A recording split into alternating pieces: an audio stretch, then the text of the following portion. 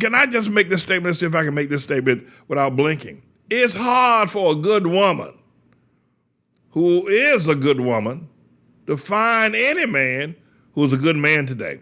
And what I'd like to be able to talk to you about today is how difficult it is for women to find good men to marry. And that marriage is on the deep decline. I mean,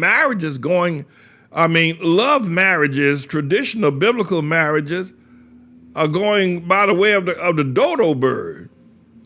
And I look out with a lot of young women in our church that are unmarried. And they're beautiful, they're talented, they are virtuous, and yet they can't find a husband. And it isn't that they haven't been exposed to men. They've been through college, several levels of education, from undergraduate to graduate to doctorate to attorney, and yet they can't seem to find a man. And they've been exposed to a larger society. They've traveled to Europe, been over in London and Paris and Rome, and traveled to China, and yet these young women can't find a man. But you know what I've also discovered? I'm talking about the beautiful, beautiful young women in our church. I've now discovered by looking into some of the other parts of our society, that women in general, whether they be Japheth or whether they be Jewish or whether they be Hamite, cannot find a good man to marry. Now, obviously, they've encountered men, but they've not encountered any kind of a man that they want to marry, that they want to spend the rest of their lives with, and a man that brings them fulfillment.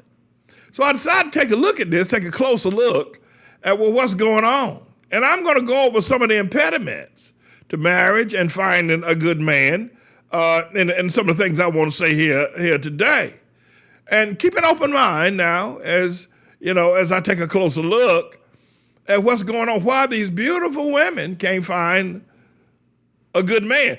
And I will also state that there are a lot of good men that can't find a good woman. What's going on? Well, let's take a closer look. One of the things that's happening now is the BLM. What do you mean by that? The Black Lesbian Mafia. Oh, Lord have mercy. Woo. Yeah. The Black Lesbian Mafia, when it comes to Hamite women in particular, is that they have got power, they've got influence, they have high echelon positions in government, in law offices, in print media, in television media, in education institutions, and in places in general, government, politics. The Black Lesbian Mafia has set the tone and the spirit for encounters that would lead to relationships. And I can tell you, as you very well know by the title I've given it, the BLM, the Black Lesbian Mafia, it is not good. It does not conduct itself or bring forward the fruits of a marriage, at least a woman to man type marriage. That's one thing. I'm coming back to the BLM, the Black Lesbian Mafia, as we're taking a closer look now. And my heart, I'm pleading that you can find a good woman that like I did. I found Elizabeth, right? I found the Bible says, Solomon wrote this himself with his wow man self. Solomon said, he had to find a wife, find for good thing. When I found a good thing, I found Elizabeth, right? But, she found a good thing too. She found me. I'm a good thing. I can say that. Yeah. But these beautiful women, you got beauty. I saw this the other day, and I said, I'm not gonna cover that. That's what nobody want to hear about that. Well, tell you what I saw. You want to know what I mean? Just give me a moment. I tell you. I saw that J-Lo, Jennifer Lopez, right, from up down there in the Bronx, on Southern Boulevard somewhere in Tremont Avenue, where she's raised up, right? I saw that she was leaving A-Rod, the mega superstar of the New York Yankees. the New York Yankees. That boy, that A-Rod boy hit a ball and brought down zillions of dollars into his Latino pockets, and his home is downtown. His hometown is down there in Miami, right? I think he's Cuban. Anyway, so I saw a story that J-Lo was breaking up with A-Rod. Now, J-Lo's big-time movie star and everything. Everybody knows that. A-Rod, big-time, he got more money than she got. But somehow or another, they won't get it on. So I said to myself, being very critical, which I can be from time to time, I said, well, something must be wrong with J-Lo. Why you say that, Pastor Manning? I said, well, she dumped P. Diddy. I can understand why. They called him Puff Daddy. I can understand why she dumped Puff Daddy. Well, he wasn't a little old sissy, every time I see Puff Daddy, I think about somebody in a skirt. Puff Daddy. She dumped him, got rid of him, raised up out there in Long Island somewhere, went to an all-white school, then try to call himself Puff Daddy. Oh, I can see why she dumped him. He wasn't ringing her bell. So she went to this other fella, Ben Affleck, right? This movie actor, this guy, Ben Affleck, he's a pretty good actor, Y'all ever see that movie called The Towns? He starred in a whole lot of movies. He plays a good part of a lawyer. He's a bank robber. Ben Affleck can play anything. He's just good. You know that. Hey, man. So she went over there and got hooked, and she left Puff Daddy. And I'm trying to tell you, I'm trying to give you, we're taking a closer look at why women can't find men. So let's use J-Lo. You think some of you women listening to me can't find a man no matter how you look. You think you got a problem. J-Lo got one too. So she left Puff Daddy, went over to Ben Affleck, stayed with Ben Affleck for a year or two. Then A-Rod came along. She picked up on A-Rod. Now I hear, and then what was this story the other day about J-Lo going to a gym, a public gym there in Miami with A-Rod? What? Don't all these rich and wealthy people have their private gyms in their houses that have swimming pools and, they got all that stuff now. What they doing on that public gym? You're a regular Joe Blow, and J-Lo is in there in the gym with you, and A-Rod too. What was that all about? They're looking for somebody. They may have been searching for something. I don't know, searching for some partnership. I don't know. But I said, well, there must be something wrong with J-Lo. Maybe she ain't the kind of woman that can please a man. You never know, Looks are deceiving. Don't judge the book by its cover. So I said, well, maybe, she may be pretty, but maybe she ain't ringing people's bell. Maybe Puff Daddy wanted to get rid of her. And maybe Ben Affleck had enough of her. And A-Rod don't want her either. So now she went back to A-Rod. Ben Affleck. So, my God, all these, she's in movies, she's the movie stars, and she's traveling around with all these people all the time, Maybe I can hook up with Wesley Snipes. Maybe two of them can work together. I don't know. But anyway, I was saying, well, what? Maybe it's something wrong with, maybe it's J-Lo. I don't know. I'm just trying to say, listen, daughters, if y'all think it's hard to find a good man, look at what J-Lo is going. And Kim Kardashian got hooked up with that other boy. He done gone crazy. So things can get rough. So here, that's one. And then, of course, you got the black lesbian mafia. We're coming back to that. The other thing is that it's going to get worse, I can say now, to the young girls that, if Jesus doesn't come back, I'm not sure how soon Jesus is coming back to take us all out of here.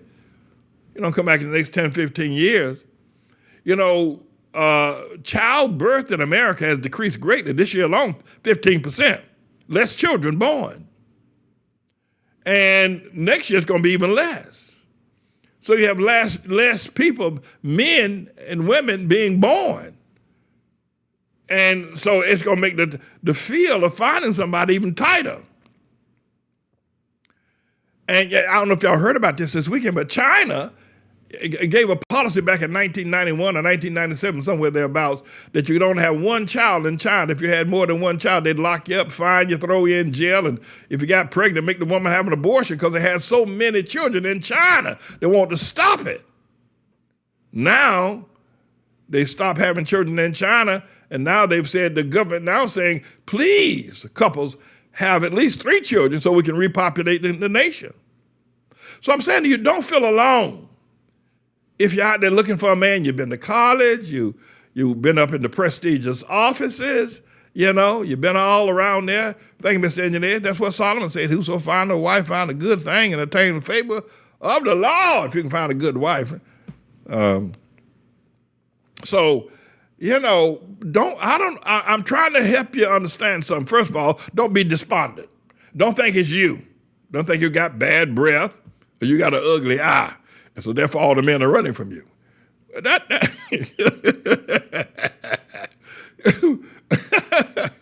It's not your fault.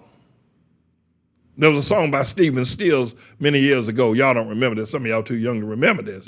Back in the 1970s. It said, love the one you would. So if you can't be with the one you love, then love the one you would. Stephen Stills. Way back there in 1970-something, 71, 72. Y'all don't remember that, do you? It was a big hit. But a lot of people feel that way now. That in order to rather than being alone, they're going to just love the one you're with. So women are getting together, but both of them can't find a man. Now watch this. It's going to be a little risque, a little saucy, but you'll live through it. A lot of these women are not getting together. We can't find a man. Well, the heck with a man. Let's you and I do the best we can with one another. That's love. That's called love the one you with. So two women to get together. Now, men are doing the same thing, however. And I think that somehow or another, a lot of women who can't find a man because you got a decent set of criteria. I mean, he has to, from a scale of 1 to 10, he must ring at least a 6.5 to a 7. You just ain't gonna settle for no 5.5. So a lot of men can't measure up. They're somewhere down to 3 and a 4. You know you're in trouble. And so one of our beautiful young women said she went out with some guy and he told her to pay the bill. He asked her out to dinner and didn't have any money. She said that was the end of that. And not that she was looking for money. She ain't no gold digger, nothing like that. But, she could see where that was going right away. But daughters, is not your fault. It is not your fault. Let's say this. Now, but you can't do what Stephen Stills said. You can't love the one you with. You can't just say, all right, well, let's women just get together and we'll just love each other. No! And men doing the same thing. They're loving each other. And the black lesbian mafia and the LGBTQ people, they're promoting this like you won't believe. Finally, I'm going to wrap this up. I want to ask you to pray for me because you say, well, what is ATLAH? ATLAHs are called to men. It's a call for men without exception. That's right. It's a call for men to be men. And you ought to help me. You may be living in Sydney, Australia, right? You probably will maybe never get to America. But the help you give may help you. You hear me talking about righteous men, and I don't play.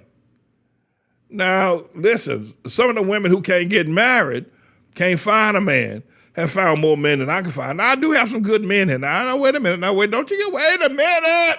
I do got some good men. But I tell you, it's hard to find one for the ministry. It's hard to find a good man for the ministry. I said something the other day. I don't know if anybody picked up on this. Y'all should have picked up on this. And maybe you say maybe they ain't nothing to pick up on. Man, that's just you, your heterocentric, whoever you are, self. All right, okay, you won't say that about me. You can say it about me if you want. But this is absolute, honest to God, true. I don't know how any man could be enamored with or have any respect for Obama, his person, how he talks. If you're a man, Obama just showing up, forget about him being president. He just showing up ought to be a turnoff to a real man. I don't know how. I said something got to be sick as hell wrong with you if you see anything in Obama that looks like a man.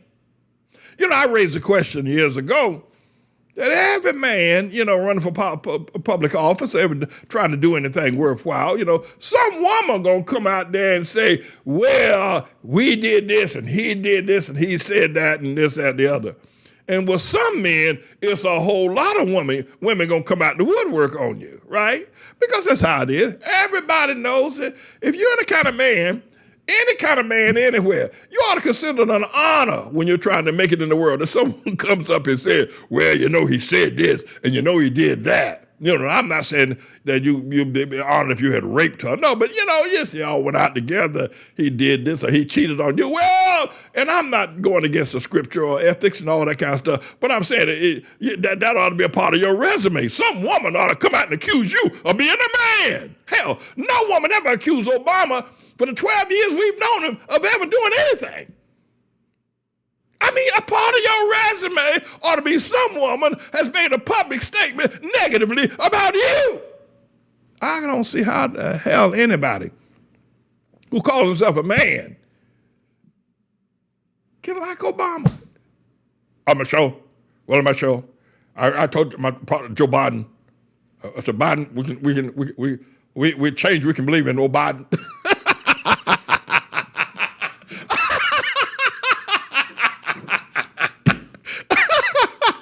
I swear, I'm serious. If you are enamored in Obama, you sick as hell. There's something wrong with you. I mean, because he ain't nothing to him. And ain't no woman ever accused us. Says, listen, now you got to have somebody. You ought to pay some woman to come out and say, well, we were together, and we were smoking dope and we were having sex. Somebody pay a woman to say it, man, to make you don't have your full credibility until some woman accuse you of something. Anyway, so listen, let me go back to the black lesbian mafia. And they have changed the world. That's the problem is. So if you're gonna be angry with somebody, be angry with them. They've scooped up all the men, and sometimes it takes a good woman to make a good man. But you can help me. So I'm finished. Right? Give me 30 seconds and you don't have to worry about me anymore. I will not, in 29 seconds, in 27 seconds, I will not inflict myself upon you any further. Help me with ATLAH. Help me to do this ministry. Help me to build men. Help me to preach against that Obama. Get that sissy at you. What the hell is wrong with you anyway? Help me to build men, righteous men. Right? And we get righteous men, the women are going to become virtuous women. And we're going to see a whole lot of marriages, a whole lot of happy men and women, and a whole lot of beautiful families. Amen? All right, that's it. But women, I'm going to tell you now, it ain't your fault. It may be J-Lo's fault. I've got me some concerned about J-Lo. She's running from man to man. But all the men that want her, maybe it's J-Lo's fault, but it ain't your fault. At any rate, I'm James David Manning, everybody. I'm the Lord's servant. This is symbolic. It's where Jesus was baptized. It's where John baptized. And so this is not a rebaptism. It's just a symbolic, if you will, act of what we're going to do, being in the water at the place where Jesus was baptized. And what I'd like to do is to baptize today that we would come to terms with the understanding of what God is calling for in righteousness. He's not calling for prosperity. He isn't calling for culturalism. God is calling for righteousness. If we would commit ourselves to fulfill all righteousness, and God has calls us to be persecuted for righteousness' sake, as John was persecuted for righteousness, and so Jesus. I got to tell you that I'll never forget this experience of actually stepping in the water where Jesus were baptized and where John has baptized so many people. This is such a historic and a powerful, powerful sight. Just to touch the water was so critical. And I'm glad that people got baptized to have that experience. It was a safe experience and a great experience. I'm not even going to change my clothes. I want to just stay in baptism mode until I get back to the hotel. So that's what I want to say. All right. This has been live from the Jordan River. God bless you all. Peace.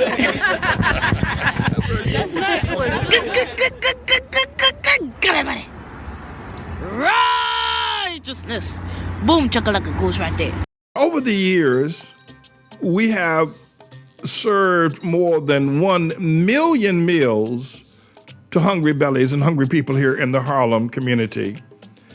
And I wanted you to be able to see that. I want you to see our involvement with youth, our summer youth programs, the our courtyard being used as a place where children can be safe, guarded, and protected as they have their miniature swimming pools, and a safe place for children to eat that is guarded, that is protected by our own sense of security, and the wholesome and fresh meals that we serve.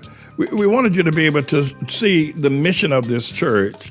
And we've been doing this for years. Just recently, one of our members, more than a 30-year member of this church, but it hasn't, not one that, that you would probably find as members of some other churches with their nose stuck up in the air. But her father is now close to death or very sick in the state of South Carolina. And I said to her, well, because she doesn't have money, I said, we will buy you a bus ticket, a round trip bus or train ticket for you to travel to South Carolina to be with your father in this time of pandemic. There's very little funding around. There's sickness everywhere. And the thing that just blew me away was she said, as she was talking to Elizabeth, she said, but how are you going to do that, to pay for me a round trip ticket to travel and give me expense money? And because Pastor Manning has to feed the children, he has to educate the children, he has to buy school supplies for them, he has to pick them up in the mornings and take them back, and then he's got the ministry he has to take care of, all the bills of running the church, of keeping a major house like our house operational, keep the lights on, how are you going to be able to do that? And she was almost reluctant to take the money because she felt that it would be better served by feeding the children. We gave it to her anyway. But we want you to know that we do a work in this community. There have been a lot of lies told on us. And it's almost unimaginable why some of the people that have lied on us. But I can tell you behind all of it is the LGBTQ community. They don't want us to be successful, but we are, and we're going to continue to be successful in serving the meals that we're serving and serving the people that we are. And the LGBTQ community will not take us down. They are not going to take our church. Yet they've defamed us. They've written ugly newspaper articles about us. They've marched against us. They've done a whole lot of ugly things. But you see what we have done, and that's not even the half of our service to children and to the needy in terms of our homeless shelters and the things that we've done over the years. And we will continue. And probably the lies and the smears and the ugly newspaper articles and the wicked spirits and the so-called I ain't for the black man, that is not going to go away. I don't expect it to go away. I don't. But I do tell you this, that we will succeed against all of that, for God is with us, and I am his servant.